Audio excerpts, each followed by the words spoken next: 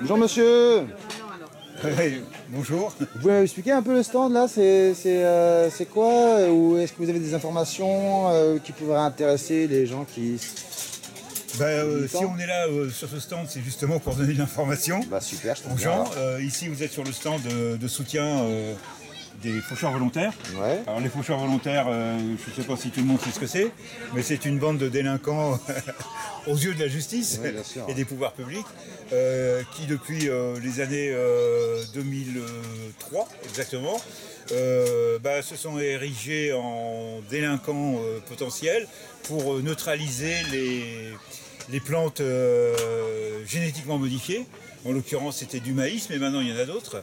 Et donc, faire savoir à la population que ça existe, que surtout, il y a un danger triple, celui pour les OGM, une atteinte à la santé, une atteinte à l'environnement par contamination, et puis aussi une atteinte aux vivants par le fait de breveter ces plantes, et donc de l'accaparement par quelques multinationales d'un bien commun de l'humanité que sont les plantes et l'ensemble de l'alimentation humaine.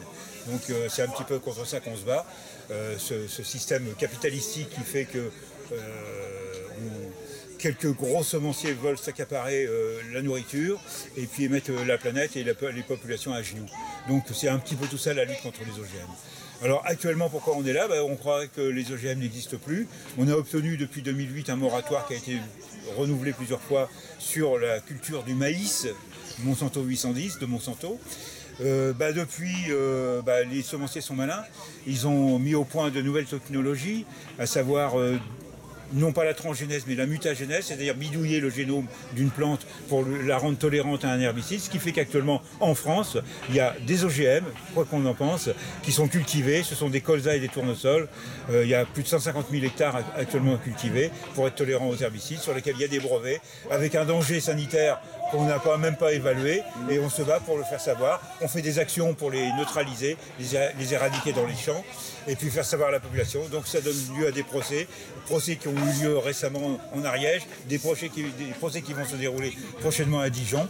Et on voudrait faire savoir aussi aux populations. Vous avez les dates des procès? Pardon? Les dates des procès? Alors il y a une date de procès qui va avoir lieu à Foix le 17 août prochainement, d'une 21 faucheurs volontaires qui vont passer en procès pour avoir détruit dans des magasins des bidons de Roundup. Voilà. Et puis des procès qui vont avoir lieu en septembre et octobre à Dijon pour avoir neutralisé, éradiqué, je dirais pour dire la vérité, détruit des plateformes de démonstration de colza génétiquement modifiées pour être tolérants à un herbicide. Voilà. Donc voilà les bagarres que nous avons actuellement. Et ce qu'on voudrait faire savoir aussi aux populations, c'est que dans les laboratoires, actuellement, il y a des nouvelles technologies qui sont en place. Je ne veux pas les citer parce que c'est vraiment des noms barbares scientistes, mais c'est 7 ou 8 nouvelles technologies qui vont arriver sur le marché et pour lesquelles il y a un lobby extrêmement fort de la part des semenciers pour éviter qu'ils soient reconnus comme étant des OGM, alors que ça en sont, parce qu'ils savent très bien que si on dit OGM derrière, ça ne va pas se vendre. Et eux, ils veulent naturellement mettre des brevets et vendre ces produits-là. Et donc ces technologies-là, on leur dira non, on leur dit non dès maintenant. On fera en sorte qu'ils n'arrivent jamais dans les champs pour pas qu'on ait à se battre contre ces trucs-là. Voilà. Donc voilà pourquoi on est là, pour expliquer tout ça. Ça couplé en plus avec d'autres races, par exemple de maïs ou de... Bien sûr, il y a des contaminations croisées qui peuvent se faire.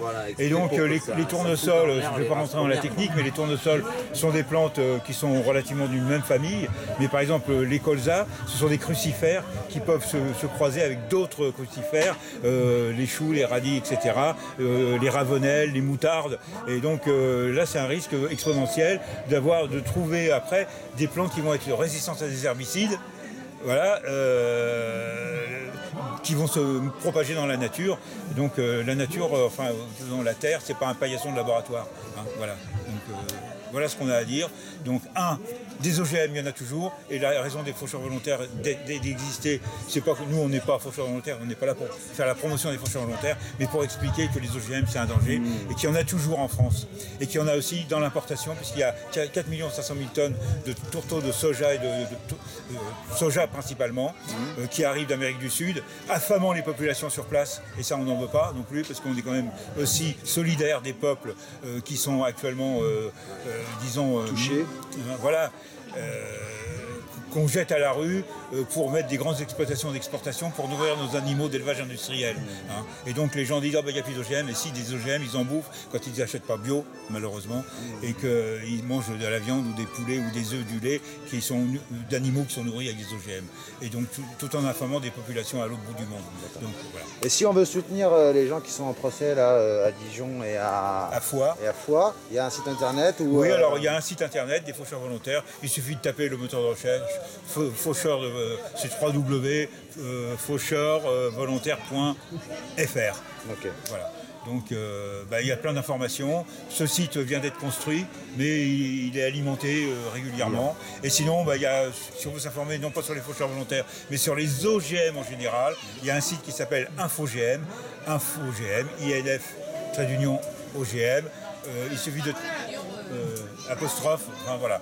Donc il y a beaucoup d'informations, c'était très riche et ça permet d'avoir pas mal d'informations tant sur le plan scientifique, juridique, etc. sur les OGM en France, en Europe et dans le monde. Voilà. Écoutez, je vous remercie pour toutes ces informations. Mais je vous en prie, bonne journée. Au revoir. Au revoir.